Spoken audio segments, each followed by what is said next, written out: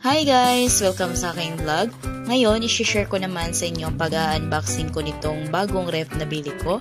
So, ito ang pinakasulit na refrigerator sa ngayon dahil ito ay mura lamang at malaki-laki na. Then guys, ito din ang pinakatipid na refrigerator dahil ito ay mag-consume lamang ng 4.11 pesos per day.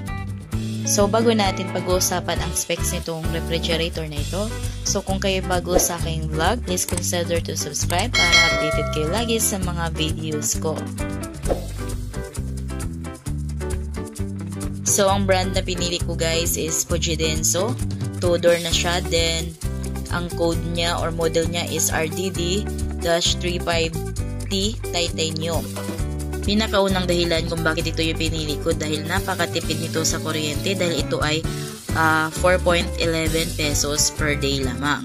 Pag gusto nyo mas mura pa, so meron din silang available na personal ref na nagkukos lamang sa kuryente ninyo ng 2.45 pesos per day. So ito yung dati kong ref, so sobrang liit lang din siya kaya hindi magkasya yung pang 1 week namin kaya ito nag-upgrade na ako. So, nabili ko to guys sa online, sa Shopee, sa mismong Fujidenzo. So, ito ay worth 9,148 pesos at free shipping na.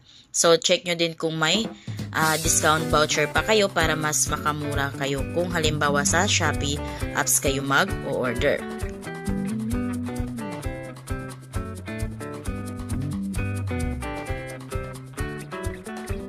Ito din ay may warranty, 1 year on service, 2 years on parts, 5 years naman on compressor.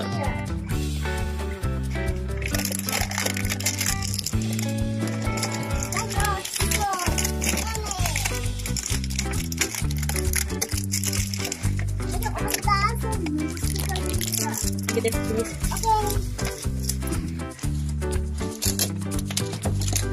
Get it, please.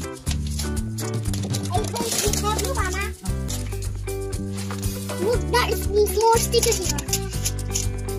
No dirty in that thing. Why are so dirty in that?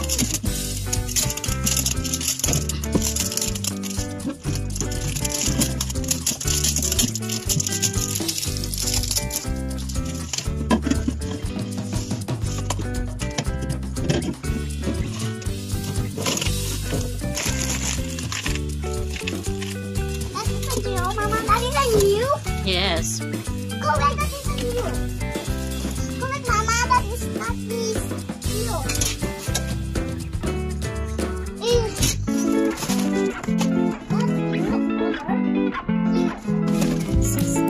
Why you're so hey? That is not spotting. That is not bad. Why you make it close, Mama?